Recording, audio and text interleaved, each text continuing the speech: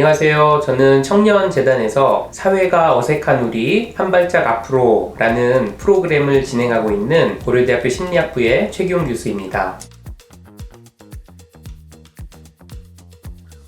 네, 안녕하세요. 저도 프로그램에 함께 참여하고 있는 강민정 연구원이라고 합니다. 오늘 저희 함께 사회불안에 대해서 이야기를 나누려고 하는데요. 교수님, 불안과 사회불안은 다른 건가요? 네, 불안과 사회불안은 닮아있는 감정이고요. 다소 차이가 있습니다. 불안은요, 일반적으로 어떤 위협이 있을 때 자연스럽게 느껴지는 감정이에요. 그런데 사회불안은 우리가 그런 위협을 사회 상황, 특별히 내가 뭔가 좀 면밀하게 관찰되는 이런 상황, 누군가에게 평가를 받는 것 같은 상황, 이런 상황에서 이제 우리가 위협감을 느끼는데 그럴 때 느껴지는 자연스러운 감정을 사회불안이다 이렇게 이야기합니다. 생각해보니까 저도 중요한 발표가 있거나 아니면 새로운 모임에 참석할 때 긴장되고 불안을 경험하는 것 같은데요. 그렇다면 저도 사회불안이 있는 건가요? 그럼요. 강민정 연구원만 그런 게 아니라 저도 그렇고 아마 이 영상을 보는 모든 사람이 사회불안을 다 경험합니다. 우리가 뭔가 관찰되거나 평가받는 이런 사회 상황에서는요, 어느 정도의 사회불안이 있어야 우리가 좀 준비도 하고 그리고 거기에 좀 잘 이렇게 대처하려고 노력하거든요. 그래서 사회불안은 굉장히 자연스럽고 중요한 감정이다 이렇게 얘기할 수 있습니다. 그렇다면 언제 문제가 되나요?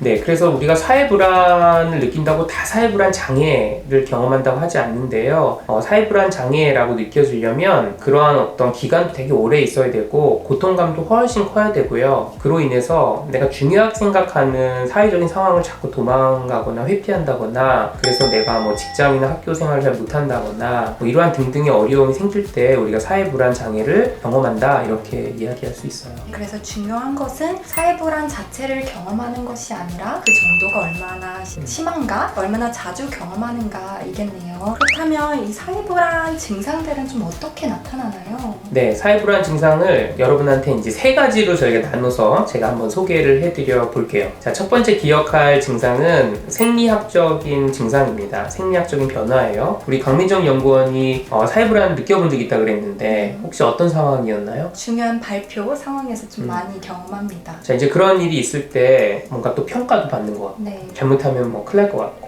이럴 때 이런 상황을 이렇게 상상을 해보시면 어떠한 생물학적인 내 몸의 변화가 이렇게 일어나는지 한번 생각해 보시면 어떤 변화가 있던가요? 일단 심장이 좀 빨리 뛰는 편이고요. 네. 얼굴도 화끈거리고 목소리가 떨리기도 합니다. 지금은 목소리도 안 떨리고 잘 하시네요. 심장은 좀 뛰고 있습니다. 그래요? 자, 이런 이제 그 변화들이 일어나는데 여러분들이 무언가 아까 위협을 느낀다 그랬잖아요. 평가를 뭔가 받는 것 같고 누군가가 나를 이렇게 자세하게 관찰하는 것 같을 때 심장이 막 빨리 뛰는 이유는 우리가 뭔가 위협이 있다라고 지각을 하는 건데, 위협이 있을 때 우리는 이렇게 싸우거나 도망가거나 둘 중에 하나를 해야 되거든요. 여러분들 뇌에 있는 피가 어디로 가냐면 큰 근육으로 다 움직여요. 그리고 이렇게 소화기관 위에 있는 피도 커다란 근육으로 움직입니다. 그러면서 나타난 자연스러운 변화가 바로 생리학적인 증상인데, 첫 번째가 심장이 팍팍팍 뛰어줘야 돼요. 그래야지 몸에 있는 피가 대근육으로 움직일 수 있는 거죠. 그러니까 심장이 되게 빨리 뛰고요. 그리고 막 집중도 잘 안 되고요. 그리고 막 시야가 막 흐려지고 머리가 하얘지는 것 같은 느낌이 일어나는 건 뇌에 있는 피가 다른 곳으로 옮기기 때문이고, 그리고 뭐 두통도 있고 손발끝이 이렇게 차가워지기도 하고 이러한 일들이 일어납니다. 그래서 사회불안을 여러분들이 막 심하게 경험한다 그러면은 첫 번째 경험한 증상이 생리학적인 증상이다. 생각보다 정말 다양한 생리적인 반응을 보이고 있네요.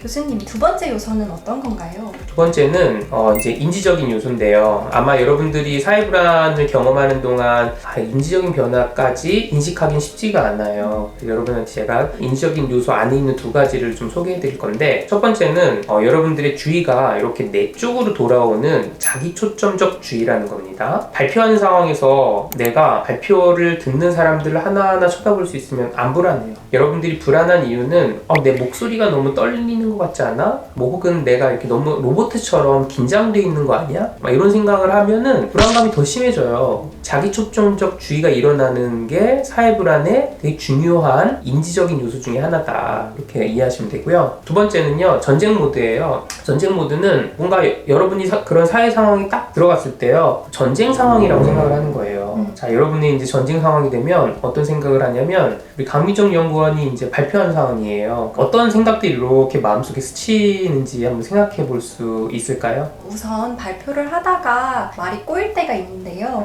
그럴 때 망했다라는 생각이 스치는 것 같고요. 또 다른 사람들이 내가 준비를 제대로 안 했다고 생각하면 어떡하지? 이런 걱정도 드는 것 같습니다. 그런 생각 들면 불안이 사라지나요? 더 불안해지나요? 더 불안해지죠. 그죠? 불안에 이렇게 이제 그 루프에 빠지게 되는 건데, 망했다 이런 것들이 전쟁 모드 중에 흑백 논리라고 합니다. 그러니까 망하거나 안 망하거나. 그리고 다른 사람들이 나 이상하게 생각하면 어떡하지? 다른 사람들의 마음을 내가 이렇게 읽는 거예요. 근데 그게 뭐 사실이 아님에도 불구하고 내가 그걸 사실이라고 믿는 거죠. 그리고 내가 이렇게 아까 목소리가 좀 떨리는 거, 이거 다른 사람들은 떨었어? 이렇게 인식하지도 못할 정도인데 나는 그거를 이만큼 부풀려요. 부정적인 거를 아주 극대화하는 이런 성향, 이런 것도 전쟁 모드 중에 하나다 이렇게 얘기합니다.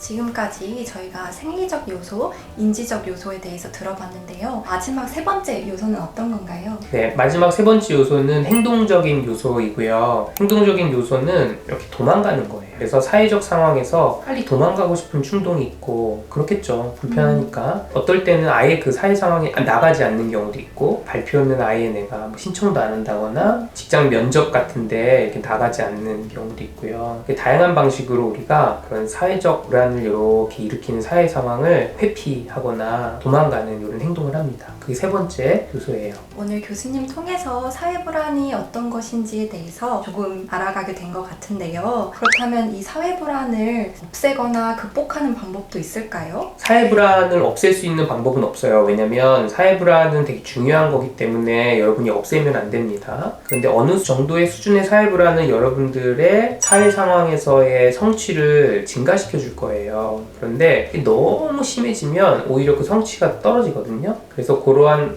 부분을 우리가 사회 불안 장애라고 할 때, 사회 불안 장애를 효과적으로 치료하는 치료법들이 많이 보고가 되었고요. 그리고 실제로 우리가 청년재단에서 우리 청년분들과 함께 사회 불안에 아주 효과적으로 알려진 인지행동 치료를 지금 진행하고 있거든요. 그런데 뭐 논문에서도 그 효과가 많이 검증되었을 뿐 아니라 실제로 우리 함께 프로그램 하는 청년분들이 굉장히 많은 도움이 된다라는 얘기를 해주십니다. 얼른 그 방법에 대해서 듣고 싶네요. 다음 영상에서 같이 나눠보면 좋을 것 같습니다. 네, 여러분들 다음 영상, 이번 영상에서 내가 사회불안이 있나? 라는 것들이 확인이 되면 다음 영상에서 그러면 어떻게 우리 사회불안을 극복하지? 사회불안 장애를 극복하지? 라는 부분에 대해서 여러분들이 아실 수 있을 겁니다. 그럼 다음 영상에서 여러분들 또 만났으면 좋겠습니다. 수고하셨어요. 네, 감사합니다. 그러면 이런 사회 불안을 좀 어떻게 극복할 수 있는지 오늘 그 비법을 이번 영상에서 알려주신다고 들었습니다. 네, 그런데 이 사회불안이 심해져서 장애로 갔을 때 극복할 수 있는 방법은 이렇게 자연스럽게 나타나는 반응과 정반대로 하는 거예요. 자, 그런데 이게 사회 불안 상황에서 바로 연습하기는 쉽지가 않아서 여러분 일상에서 주의를 이렇게 전환하는 훈련을 해볼 수 있어요. 그리고 내가 얼굴을 이렇게 밑으로 깔면은 그러면 얼굴이 안 보이니까 안전행동처럼 생각하는데 오히려 사회 상황을 더 악화시켜요. 그래서 목소리가 좀 더 떨리는 것 같을 때 더 크게 얘기해 보거나 떨리면서 얘기해 보려고 노력해 보는 거예요.